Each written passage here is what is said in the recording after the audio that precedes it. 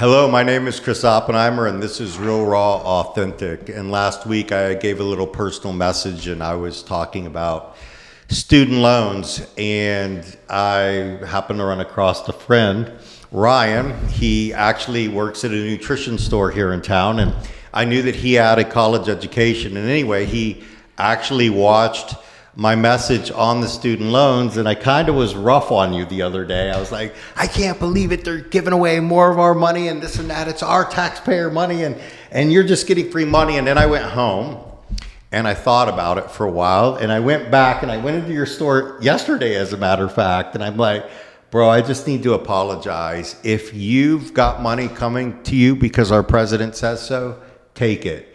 You're a good person. You pay your bills. You're a hard worker. You deserve it. That's our president's fault, not my fault, not anyone else's fault. And I know, Ryan, there's a lot of people out there like me that we've worked hard, we've paid our bills, and we just feel like we're throwing money away. And you're one of the good people. And when I had that conversation, he actually said, I don't know if I'm going to take the money or not. And when I saw you yesterday, I said, take it, because you deserve it. Because why is it that all the good people are the ones that are saying, oh, I don't know if I should take the money, I want to do the right thing, and everybody out there doing the wrong things, taking all the money? Yeah. And so this is why this came up, and then I saw you this morning, I'm like, dude, let's do a podcast on this. So here we are. Just very spontaneous, this. Very spontaneous. So share a little bit about your degree. You're from California. I am. You know what's going on in California. We hear on the news. So share a little bit. Is it true or false? Is it crazy what's going on there with electric cars and this and that? But we're talking student loans, and the big deal there is that as well. So I left right before the pandemic. I got a job in Phoenix very briefly before everything shut down. And California was slowly, I don't want to say disintegrating, but it was just getting rougher and rougher. In order to live there and somehow still save money, as a college student especially, you have to know a landlord that likes you, essentially. As for student loans, yes, I did consider declining it. However, I thought about it and I was like, student loans paid for less than half of the college education that I received, and I only received 3 years. I could talk about why I dropped out in a moment, but most of it was paid in cash. And I think that what I paid in cash alone is more than the value that I actually got out of it.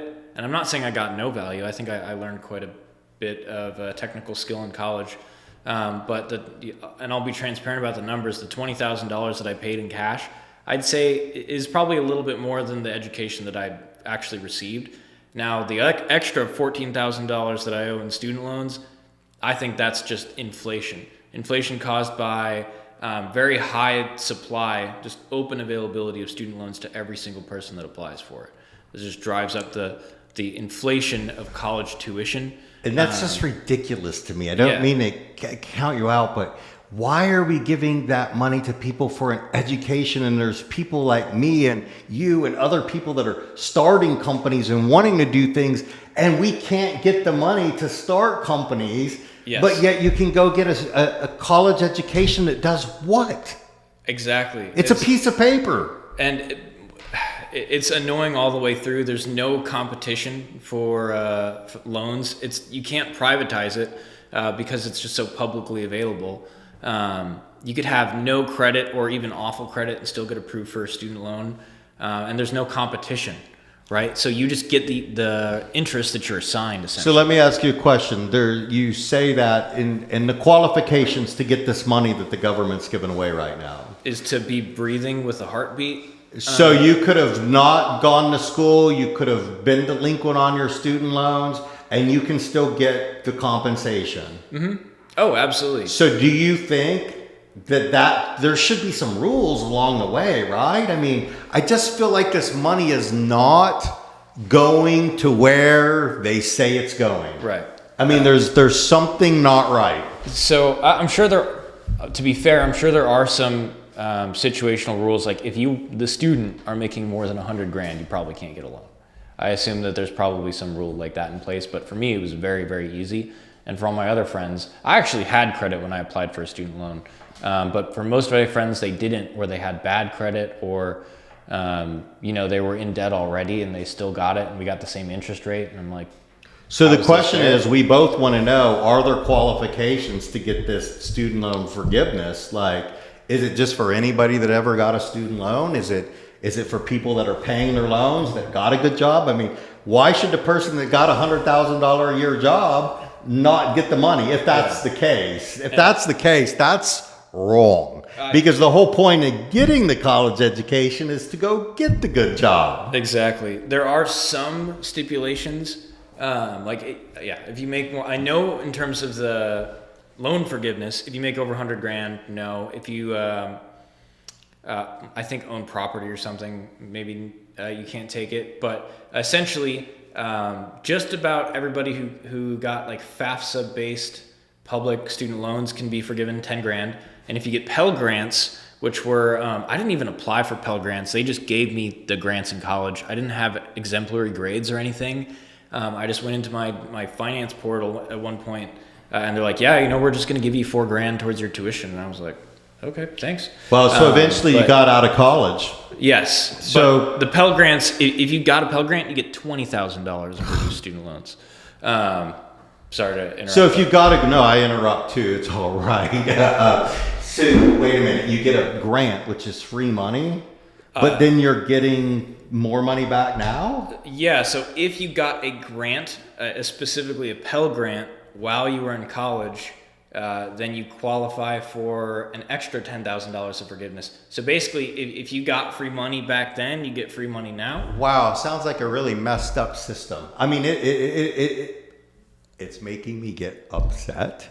And I don't get upset, but this is why I did Real Raw Authentic. If we can't talk with real people about what's really going on and this message not get out to people, this is what people need to know. It shouldn't be going to, when do we start rewarding good behavior? When you get an actual job, when competition is involved. Or you create your own company, you know what I'm saying? Exactly. And you have to have the money to do that, or know people that can help you do that, because anytime the government gets involved, it's not a good thing. and we've proven that over the years. Unless you have a war to win. Yeah. So you didn't finish your degree? No, after about, I think I had just come up on the 3-year mark. I was living in California. For those of you who, live with our Geico caveman friend under a rock, it's pretty expensive in California. I had to work 40 hours a week on top of, 40 to 46 on top of having full-time classes. And I actually did pretty well. I was working, I started as like a math tutor in high school, and I would stick with that company, mostly on, sometimes off, over the next couple of years. And eventually I got promoted into management. And when I was an assistant manager, I saw how the main manager, we called him a center director, was doing. And I thought that I could do better, so I really, really pushed to eventually get that center director position. Eventually I did. Only 2.5 years into college. I was making good money. The business was doing very well. I was blessed to kind of run a center in an affluent area in California. And I was like, this is the whole point of going to college. I enjoy business management, working with these kids. Again, it was a math tutoring center. More than I enjoyed listening to, teachers who struggle with English try to teach me how to program a computer software. So I essentially said, screw it. I'm going to put college on hold. I've more or less lost interest in my degree compared to what I'm doing full time and getting paid quite well for. So instead of racking up debt for something that I don't really enjoy, I'm going to do the opposite. Wait, I don't mean to cut you off, but you said something that stuck there for me. You said that you were in college with professors that you couldn't understand their English to learn. I mean, that seems like an issue to me. Like, if we're in the United States and we're going to an American college, we should be able to understand the professor that we're learning from. And that should be the same in any country that has that language or whatever their language is. Sure. If I go to Mexico, I should be expected to learn Spanish. If somebody comes here, they should. I mean, we've really got to get back to our own communities and our own cultures, Right. instead of trying to make everybody happy. And I think that that's where all this loan forgiveness, we're trying to throw money at a problem instead of recreating, because you can't fix it. It's so broke. There's nothing to fix here. It's almost like we need to, I feel like they're throwing the money away to almost break us so we can start over again. Just like the weirdest thing ever. Yeah, no, I agree with you. It was quite rough to try to learn how to, program at the machine level, very low level programming from somebody who had trouble with English. I'm pro-immigration to an extent. I absolutely respect people that have, English as a second, third, fourth language. Shoot, I wish I would have had the opportunity as a young child, and I probably did. Yeah. But my parents didn't encourage it back then, because I'm 51. It wasn't even talked about back Right. then. I know if I had children now, I'd want them to learn 2 or 3 languages, because it's easy when you're 5 or 6 years old. Yeah. And that's concerning, because we're educating these 5 and 6 years old that they can change their sex and everything else now. And that's another subject. We'll have another day for that. Let's say on student loans, but Yeah. there's just so much. It's time to start talking. Yeah. And so I appreciate you talking about the student loan. Do you have any advice, any words of encouragement for somebody out there like you? Should I take the money? Should I not? Because I know I was like, you shouldn't do it. It's our money. Or it's. But then I came back the next day. I'm like, bro, you need to take it. It's like, if I had the opportunity, I would now, because our government's not making the right choices. It's like it's almost like a shit show, and it's embarrassing. And we've all got to step up. And I'm just a simple guy here in San Antonio, Texas, just trying to live the right life and do the right thing. And I know there's other people like you that want to do the right thing as well. And so we're all just trying to make it through. Any words of advice? 2 things, I guess. First, I'll touch on just college in general, and then maybe advice towards the student loan forgiveness program. One is, my main job is to run a nutrition store, and I have people come in for all sorts of things, serious medical issues, mild things, their kids. I had somebody come in yesterday, and they were asking, like, we think my kid has ADHD, but we don't know. We want something for him. And here's like all the things that I want him to do. And they were like, we're going to force him through high school, force him through college, and we're going to make him, get this degree. And I was like, hold up. If your kid actually does have ADHD, which he's not diagnosed with yet, but if he does, I mean, there are lots of people that that can really only excel in their passions. And when they go into a field in which they're passionate about, they excel beyond, most people. So I told them, college is overpriced right now. The tuition value of college is pretty inflated unless you're going into a very specialized degree like the medical field or maybe computer science or something like that. Consider a trade school. Lots of people are better at working with their hands than they think they are. And once you get down to it, some people find their passion in that area. And trade school, I don't think is that overpriced right now. And another thing about trade school, I believe that private loans are still a thing. The public sector hasn't invaded too much in that, and rates are still competitive. If you have a better credit score than your, one of your fellow students, you're probably going to get a better rate rather than just being, all slated for the same amount. So essentially, advice 1, consider trade school. I think college is a bit overpriced, and I think it's going to get worse. As for the student loan forgiveness thing, I mean, just take it. I guarantee you the government's going to steal more money throughout the course of your life than you're ever going to get through this forgiveness. If you paid for college and you're still sitting through debt, I mean, you probably paid more than the value of your degree anyway.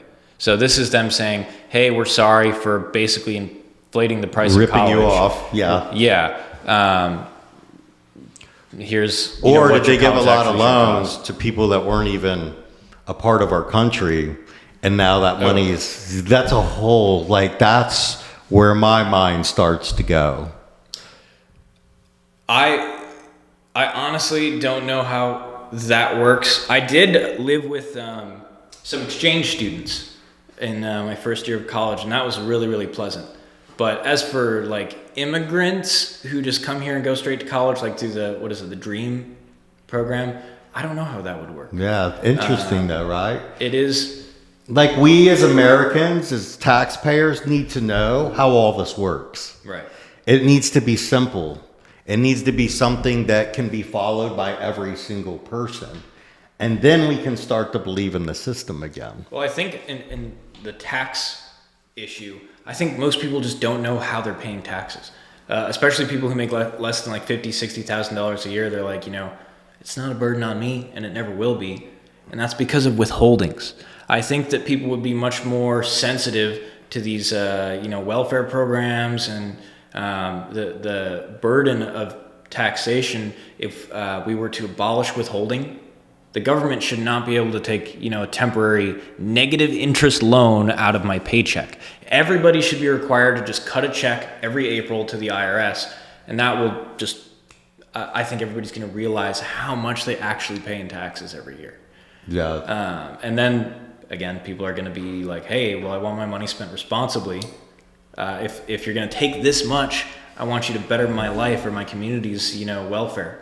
So basically, based off what Ryan's saying, eventually all of us that have paid our bills, paid on time, did everything right, the government's going to take care of us too. That should be the philosophy, right? Yeah, or at least we should push them to try. Yeah, we got to do something right. Well, anyway, we appreciate you for being a part of Real Raw Authentic, and we look forward to more powerful conversations like this. And if you have any thoughts, comments, or ideas, let us know. But Ryan, thank you for sharing today. Appreciate it. Thanks for having me. You're welcome.